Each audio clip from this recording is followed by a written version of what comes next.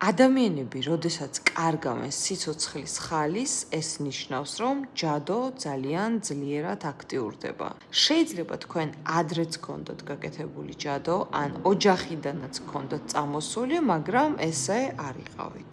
ყველას თავისი ფაზები აქვს და ყველა ჯადოს მოქმედება და ყველა ადამიანზე ინდივიდუალურია, როგორ მოქმედებს.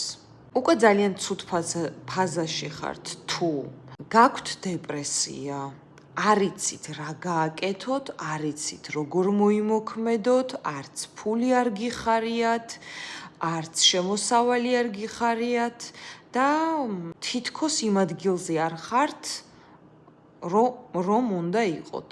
ეს არის, უკვე რომ მძიმდება ადამიანის ფსიქიკა, იმიტომ რომ ჯადო მოქმედებს ტვინზე თქვენ იცით.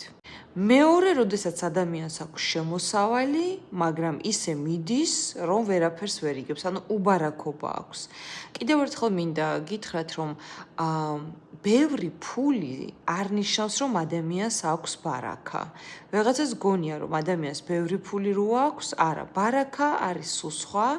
ბევრი ფული არის სულ სხვა. შეიძლება ბევრი ფული გქონდეს ადამიანს, მაგრამ ისე გაგიწყალდეს, რომ ვერაფერში ვერ მოიხმარო და რაღაცა სისულელეებში და ვალებში და ძალიან ცუდ რამეებში ხარჯო. ამიტომ ბევრი ფული არის სხვა და ბარაქა დაატანო შენს საქმეს და წარმატებული იყო არის სხვა. ამიტომაც იკეთებენ ადამიანები ბარაქის რიტუალებს და ბარაქის ამულეტებს, იცით თქვენ მე სამაჯურებს, რა თქმა უნდა, ვაკეთებ, რომელიც ფასით $950-დან იწყება.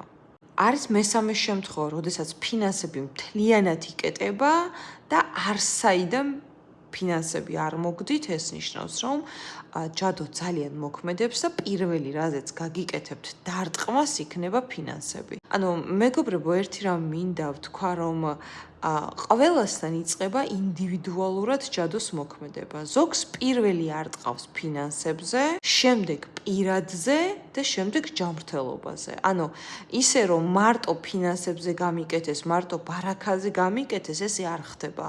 რაც არ უნდა მხოლოდ ერთ რამეზე გაგიკეთონ, მაინც ყველაფერზე უტყავს ადამიანს, მაგრამ პირველს რომელს დაარტყავს, ხომ? ეს უკვე არის ინდივიდუალური, რაც უფრო სუსტია თქვენში და რაც უფრო მეტად შურთ თქვენი, იმაზე დაგარტყავენ.